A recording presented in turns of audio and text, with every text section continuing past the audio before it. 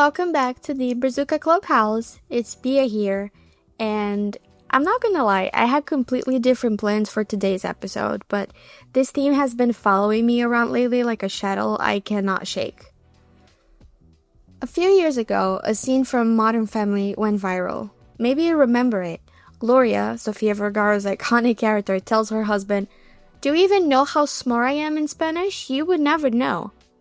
That clip was shared by every immigrant I know. And of course, I share it too. It hit so hard because I got it.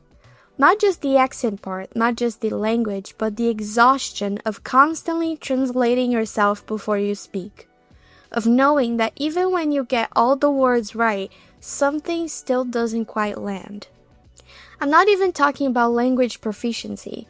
You can be fluent in every grammar rule and still find that some things just don't translate. Like when I tell my husband, "Go see if I'm at the corner," and he gives me that puzzled look.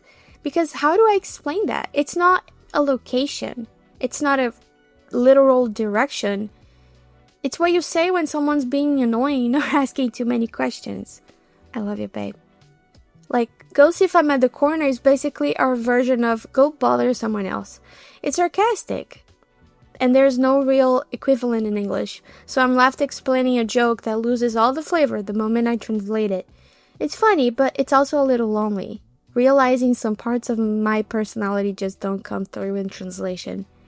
And the weird part, when I'm talking to friends and family in Brazil, I've become that annoying person who randomly mixes in English words. Not because I'm trying to show off, it just slips out. Sometimes English really is the only word that fits. It's like my thoughts are bilingual now. There are, of course, much bigger problems in the world, but still, being an immigrant means constantly splitting yourself between places. You carry little pieces of your identity scattered across countries, languages, and continents. I remember this one moment. It was kind of funny, actually. I was an au pair at the park with my host kids, and I met another au pair. She asked me where I was from, and I answered without even thinking, "I'm from Philly." And then immediately saw the confusion on her face. Of course I'm Brazilian. That would never change. But I haven't been back to Brazil since I moved here. It's been over 3 years now, and when I call my family or talk to friends, I hear stories that feel foreign to me. They mention new places, slangs, news, even inside jokes, and I don't recognize any of it anymore. There's this strange moment where I realize they kept living life there and I missed it. At the same time, here in the US, I sometimes laugh along with people even though I didn't really catch the reference. It's like I'm always slightly out of sync. Too Brazilian to fully blend in here and too Americanized to fully blend in back home. It's weird, right? Being an immigrant, it's like belonging nowhere and everywhere at the same time. My life is here now. I'm happy, I'm safe, but I still ache. I miss couscous, my mom's baião de dois, and festa junina. Sometimes I'll see Instagram stories from home and they make me cry. Like an actual lump in the throat, tears in the eyes cry.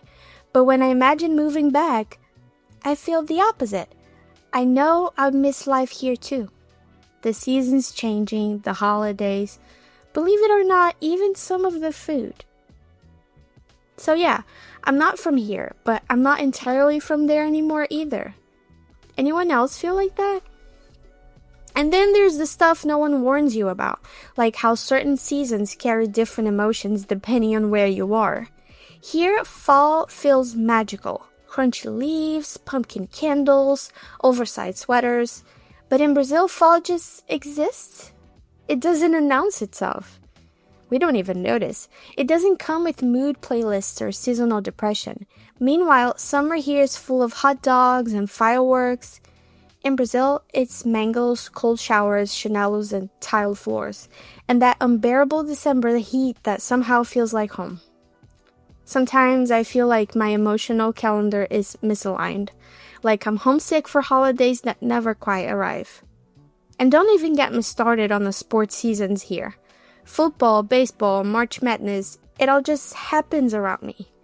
People wear jerseys and scream at the TV, and I try to care. I really do. But deep down, I know nothing hits like watching a soccer match. The yelling, the drama, the joy, the heartbreak, that's our language. And with the World Cup coming to the US next year, I've been thinking a lot about it. Maybe that'll be the closest I'll ever get to having both of my worlds collide in the same stadium. A full circle moment where the two halves of me can finally sit side by side and cheer. There are days I feel proud of this in-betweenness. Like I have a superpower, two cultures, two ways of thinking, two ways of loving. And there are other days where I feel stuck in translation, where my accent trips me out, where I forget the Portuguese word for something and feel like a traitor, where I want my mom's hug so badly I feel it in my chest, but all I get is her face on a glitchy video call. The truth is, being an immigrant means you're constantly choosing what to let go of and what to hold tight, what to carry, what to leave behind. You learn to build the home in the tension. And maybe that's okay. Maybe I'll never fully belong, but maybe I'm learning how to exist in the in-between, to write my own kind of belonging through art, through stories, through podcast episodes like this one. If you've ever felt this too, this weird floating feeling between here and there, I hope you know you're not broken. You're just layered. Being from two places at once doesn't make you less whole, it makes you rich with meaning. And if today you're really feeling tired, homesick, or like the translation just isn't working, know that I see you. We're all out here at the corner. And honestly, sometimes I feel like I'm on a mission to get everyone around me hooked on Brazil, like I want them to get it, to love it the way I do. It's not even hard. I've never met a single American who didn't instantly fall in love with brigadeiro or pão de queijo. My husband, he blasts funk in the car like he was born in Rio. I catch him humming to every new hit as if it's no big deal. That's my quiet rebellion, I guess. My way of mixing the two worlds, bringing Brazil to every barbecue, making sure someone's trying Guaraná at least once. But it goes both ways. When I call home, I'm suddenly the one explaining chicken and waffles or raving about bagels like they're a revelation. And meanwhile, I'm daydreaming about a carioquinha com manteiga and a noisy padaria in the morning. Being an immigrant is funny like that. It's putting ketchup on pizza and getting judged for it, but then turning around and judging an American for putting ketchup on their eggs because why? Eventually, I stopped putting ketchup on my pizza. I started wearing Crocs and socks outside without shame. I found myself joking, wow, I'm getting so American now. And for a while, that scared me. I worried I was losing myself, like little pieces of who I was were quietly falling away. But then I realized, I'm not losing. I'm evolving, I'm learning, and sometimes not being the same person you were 3 years ago, that's not a tragedy, that's growth. You can outgrow old habits, old foods, even old opinions, and still hold space for where you came from.